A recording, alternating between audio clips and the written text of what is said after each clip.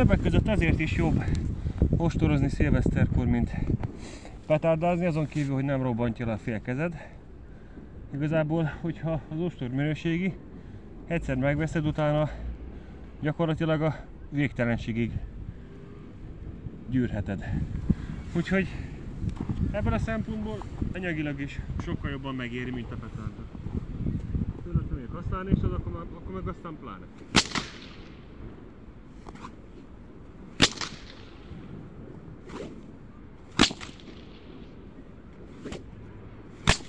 Így de szépen szól.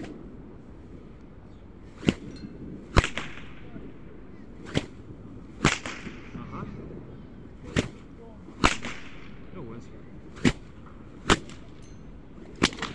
Jó ez.